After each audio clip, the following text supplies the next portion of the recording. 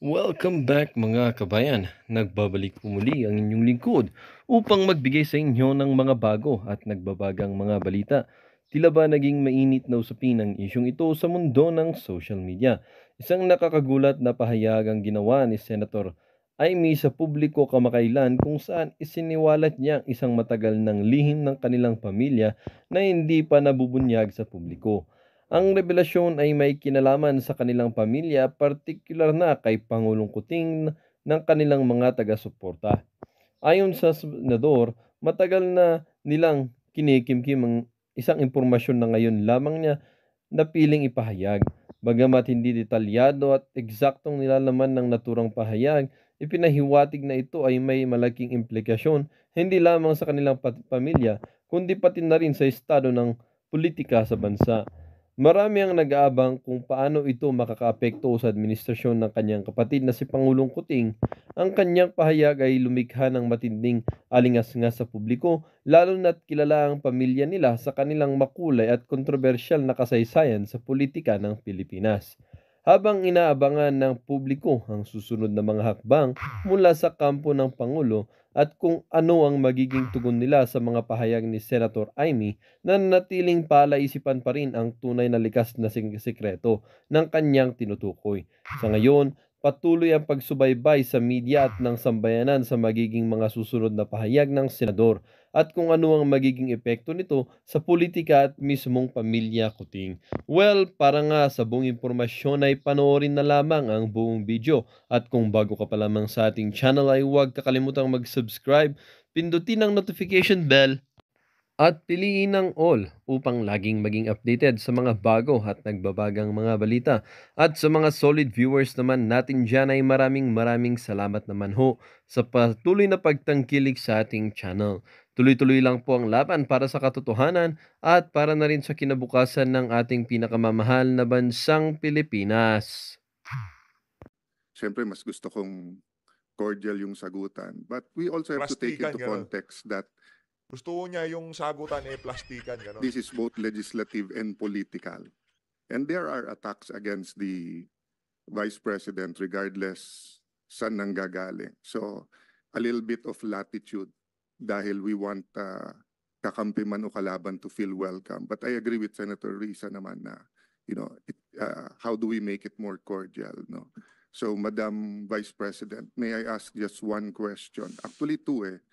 Ang hirap kasi gusto nyo yung maging sagutan dyan sa hearing na yan, cordial, kumbaga yung friendly, malumanay, o kung ano pa man yan. Pero hindi ko kasi pwedeng mangyari yun na Senator Alan Peter Cayetano. Una sa lahat, pagka itong si Senator Risa Hontiveros, wala akong humpay ang pagbanat sa mga Duterte. Kaya pagka itong si Risa Hontiveros, pinuri niya si VP Sara at nakipagplastikan siya, malaki yung problema yon.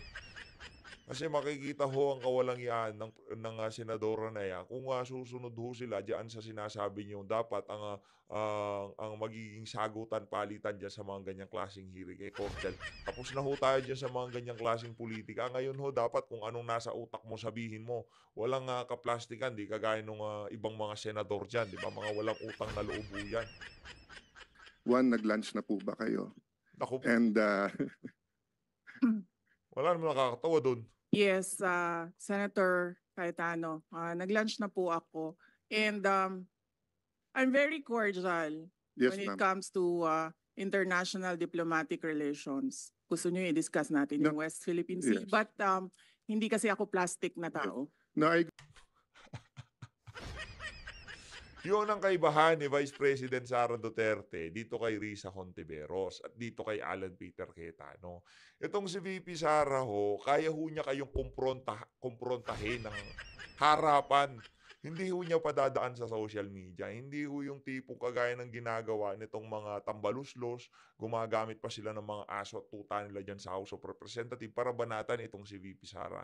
Itong si VP Sara ho, kaya ho niya kayong harapin sa mga ganyang klaseng discussion, no? Hindi basta walang plastikan kayo. Karamihan mo kasi sa mga senador diyan napaka-plastic. Yun ang hirap po agree with you, diyan. ma'am. That's why nga sinasabi ko po na hindi lang to legislative, political din. That's why you should be given the latitude to answer in the way that you feel it could be properly answered, di ba? So kaya ko lang tinanong kung nag-lunch kayo kasi in the first 2 years, I know that you got a very warm welcome sa Senate. So I'm hoping sa budget hearing it doesn't change, no? I remember ang daming pumunta sa lunch noon. So my question lang, ma'am, is Malaman ho yung sinabi na yun ni ano. Itong si Cayetano. Bakit ba ngayon wala? Anak ng toko. Isa ho yan sa mga, kumbaga, hindi pinabayaan ni dating Pangulo Rodrigo Duterte noong nagdaang administrasyon, yang si Alan Peter Cayetano. Pero base sa tono ng kanyang pananalita, parang inaano niya na lang ho tinutuyaan na lang niya itong si Vice President Sara Duterte. Nakakaloko ho talaga. what can we do for the Office of the Vice President? Meron bang ni-request sa DBM na wala sa budget niyo so that we can consider it at the proper time? No, we are already okay with the approved budget from the Department of Budget. The approved proposed budget in the NEP from the Department of Budget and Management, and we leave it up to members of Congress to decide on the budget. Thank you. Thank you, Madam Chair. Thank you to the Office of the Vice President. Well, it's Ayun na nga mga kababayan, yun ho ang naging palitan nitong si Vice President Sara Duterte at nitong si Alan Peter Cayetano. Dito naman ho sa bahagi ng video natin na to, pakinggan naman ho natin yung tanong ng mga mainstream media dito kay Vice President Sara Duterte. Parang sobrang unfair ho nang nangyayari ngayon sa social media, diyan sa mga mainstream media na yan. Talagang lahat ho ng mga binitawan dito sa interview na to ni VP Sara, tinwist ho lahat. Wala ho silang tinira. Lahat ho ng anggulo na ipinablish ng mga pahayagan, yung mga dyan sa FB, dyan sa mga website nila, puro banat ho kay Vice President Sara Duterte. Yung spin ho nila, hindi man nila pinapahaginan yung binabanatan ni VP Sara, which is yung administration. Ang spin ho nila kung paano nila pagmumukaing masama yung mga sinabi nitong si Vice President Sara Duterte, which is mali.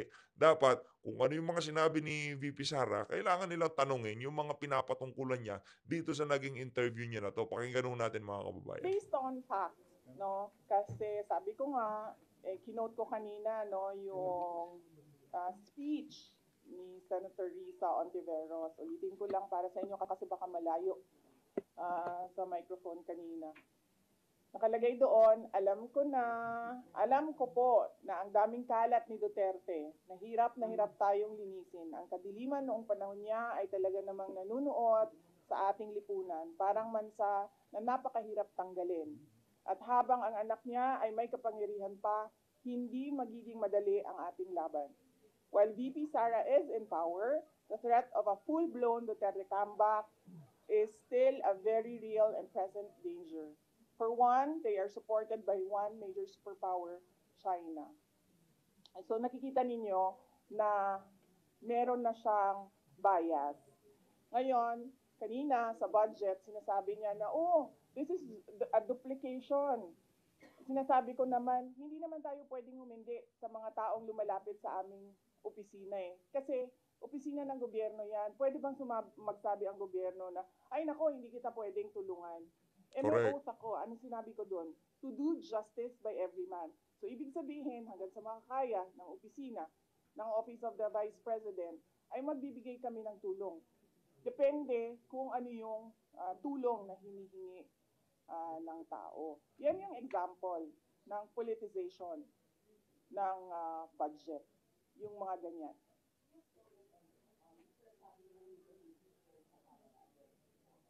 Pinag-uusapan nila, kahit na i-deny nila, pinag-uusapan ng members of the House of Representatives. Kasi meron pa naman kaming mga kaibigan dyan sa loob na hindi lang nagsasalita dahil takot daw sila. So sinasabi nila, it's openly discussed yung impeachment. Naku, hindi ko alam sa kanila. Basta kami, inaantay lang namin ang kanilang gagawin dahil expected na yon na gagawin nila. Kasi ano ba ang gusto nilang gawin? Gusto nilang pabagsakin ang Correct. pamilya Duterte sa Tama. politika. At hindi lang siguro Mm. politika, sa personal din. Dahil sinama nga nila yung asawa ko, di ba? He's a private individual, pero sinama nila sa harassment nila. Example lang, kung ano yung, kumbaga, um, playbook. Doon kay President Rodrigo Duterte, nakikita nyo, di ba, merong quad committee ng House of Representatives na iniimbestigahan yung kanyang mga desisyon noong siya ay Pangulo pa. Tapos meron tayong ICC na complaint against sa kanya. Tapos merong plunder cases na final against President Duterte. Tapos doon tayo papunta sa akin. Hinahabol-habol nila yung confidential funds. In fact, nung sinabi ko to express goodwill, sabi ko, at saka para hindi na tayo magkagulo, o sige na, we'll shoot blind sa projects namin. Huwag na natin gamitan ng confidential funds. Pwede pa rin naman yan, pero mas mahirap. Kasi you cannot purchase information. You cannot give rewards. Hindi mo mamahahanap kung ano yung tina-target mo sa security issues and peace and order. Tapos, itong impeachment na pinag-uusapan nila. Tapos narinig nyo, di ba? Anong play ni Castro? Ang sabi niya, kukunin namin lahat ng mga papeles sa loob ng COA. Saan ka naman nakahanap? Talaga hong pinapatrabaho nitong si Tambaloslos dyan sa mga aso niya dyan sa House of Representatives, itong si Vice President Sara Duterte. Imagine, itong si Franz Castro, ganun ho kalakas ang loob niya na kukunin lahat ng dokumento sa COA para silang mag-audit dito kay VP Sara. Ang tindi. Ng constitutional body, constitutional commission, at ang House of Representatives, uutusan niya ang isang independent commission na ibigay mo yan lahat sa akin. Ano, sila ang mag-audit? Hindi pa nga tapos yung audit. Pero alam na natin, nahahabulin nila dyan ang paninira nila sa akin. Tapos, pumunta tayo doon sa aking kapatid at sa aking asawa. Pinailan nila ng drug smuggling cases. Based on name dropping, based on chismis, based on hearsay. So nakikita ninyo yung gusto nilang mangyari. They want to project the family as corrupt, as criminals, as walang kwentang mga tao, kundi para sa pansarili lang nila. And bakit ba? Bakit?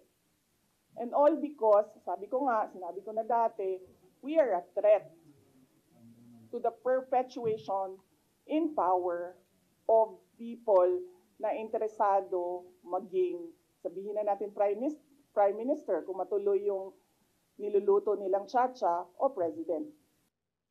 Malamang sa malamang ho, yung si Dan Fernandez, yung si Robert H. Barbers, at yung iba pang nagpapabibo ngayon dyan sa House of Representatives, meron na ho silang deal dyan kay Tambaloslos na kung sakaling maging Prime Minister siya o maging Presidente siya, hindi sila makakalimutan nito.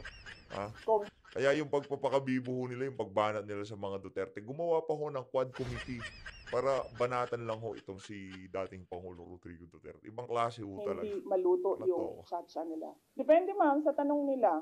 Kung kaloko naman yung tanong nila, di ba dapat kaloko din yung sagot mo? Kung maayos naman yung tanong, maayos din naman yung sagot ko. Nakita niyo naman kanina, nung nagtanong na si Senator Grace Poe, sinagot ko ng maayos. Sa amin po kasi, we put line. Hindi po kami nagkikriss-cross ng problema namin. Tulad po na sinabi ko sa amin mag-asawa, kung issue niya yon, ang drug smuggling, siya lang ang magsasalita, siya ang mag-aasikaso. Yung issue ko sa confidential funds na tinitira, sa COA na hinahabol, sa impeachment na pinag-uusapan, sa akin din yon. Ganun din kami ni Pangulong Duterte. We have different set of lawyers for ICC. So iba yung nagtatrabaho para sa kanya, iba yung kinukonsulta ko para sa akin. Hindi. Hindi, I'm not at all bothered. I am bothered na gusto nila i-frustrate ang pinili ng mga tao na maging vice president, all because of power and politics. Pero kung ako lang, ulitin ko lang ha, unang-una, hindi ko gusto tumakbong president. Di ba nga, kaya nung tinanong ako ng magkapatid na Marcos, ni BBM at ni Ayun, ho. Senator Amy, Mm.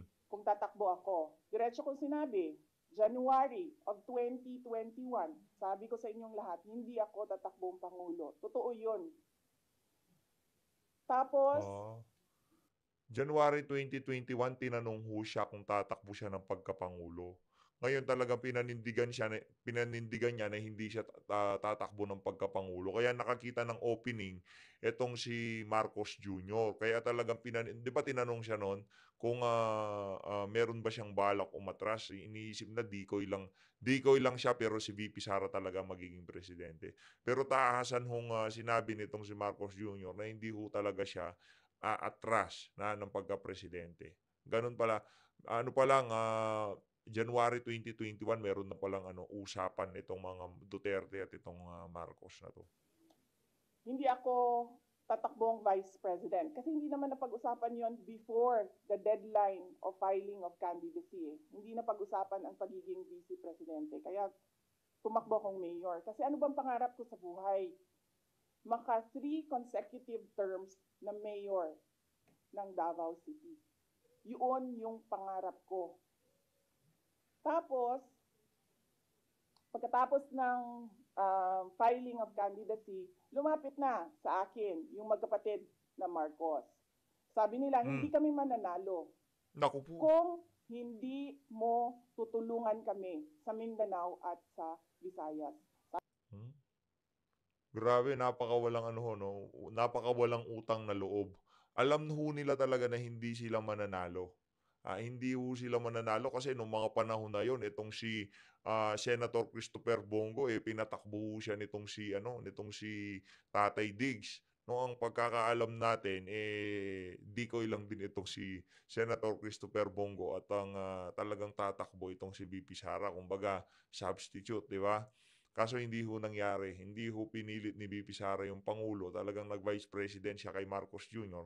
Kaya yun na nga ho, ngayon itong si wala na, tapos na, ano pang magagawa natin. So, kailangan na lang ho natin i-address yung mga issue ngayon. No, yung hindi na kahit na magsisiyan pa tayo, kahit na sabihin pa natin di ka kasi nagpresidente. Wala na rin yung kwenta. At kung ayaw naman talaga ng aling maging presidente, nasabi niya na dun sa mga magkapatid, baka isipin siguro wala siyang palabra de honor, di ba? Kaya ang ginawa ho niya, talagang pinanindigan niya na hindi siya tatakbo ng pagka-presidente. Ko sa kanila, okay, sige, dahil maraming big ticket projects si Pangulong Duterte sa Davao City, sa Mindanao at sa ibang lugar pa ng ating bansa na gusto nating mapatuloy. Kaya nga, di ba, tumakbo kami on the platform of unity and continuity na hindi natin nakikita ngayon na saan na yung mga big ticket projects. Wala na lahat. Naku po. Unappropriated.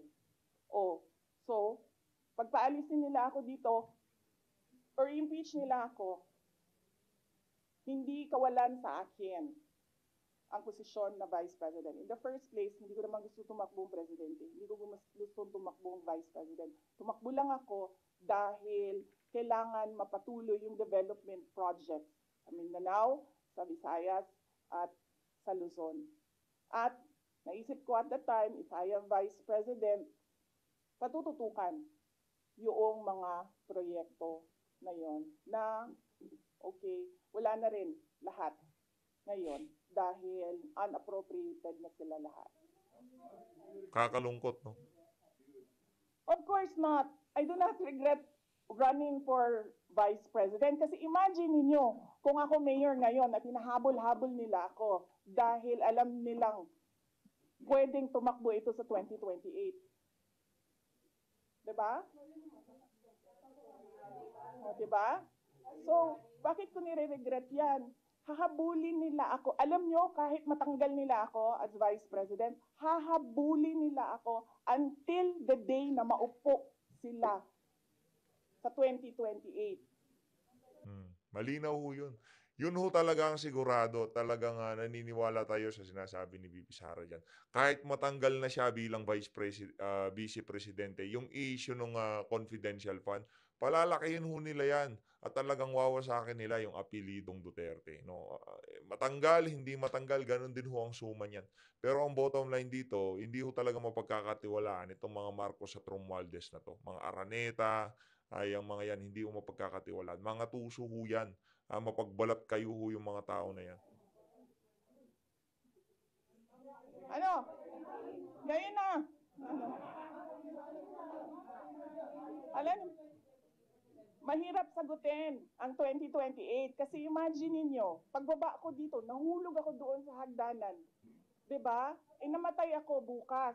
Sayang yung paghahanda ko. Sayang yung paghahanda ko dahil ang layo ng 2028. Naku po, tamba. Hinay-hinay ka lang sa paghahanda.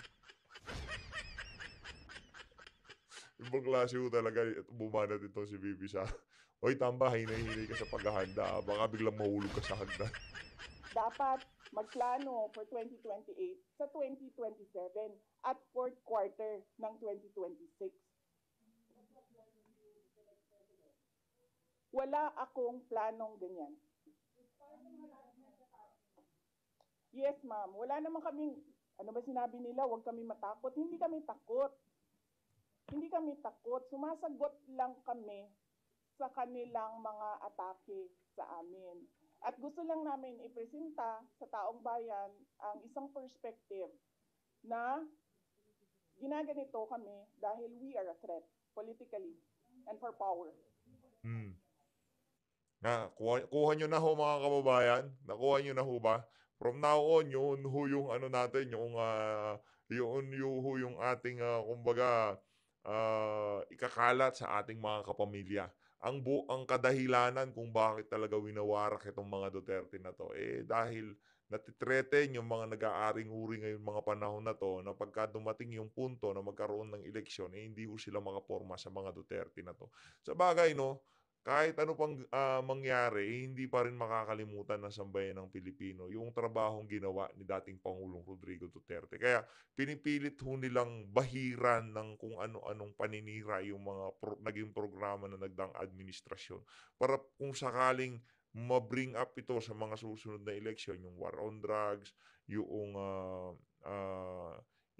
napakarami ho yung mga magagandang proyekto na umpisa ni Tatay Digong. Ngayon, binabahiran ho nila para pagka ilinabas yung mga argumentong ganun, meron ho silang ibabalik. No? Kagaya na lamang dyan sa mga tinatalakay nila dyan sa Quad Committee.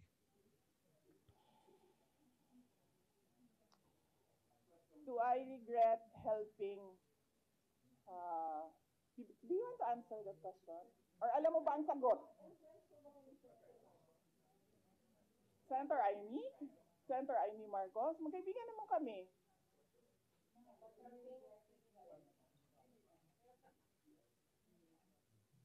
Kasi ganito yun, sabi ko nga kanina Inisip ko na yan Sabi ko kanina Kung hindi naman ako tumakbong Vice President, Mayor ako, hahabulin pa rin ako Hindi nga natin alam kung sinong mananalo nun Kung hindi ako tumakbong Vice President, hindi siya ang President. So likely yung isa ang President. Lalo na yun. Kita nyo nga doon, di ba? No. Daw ang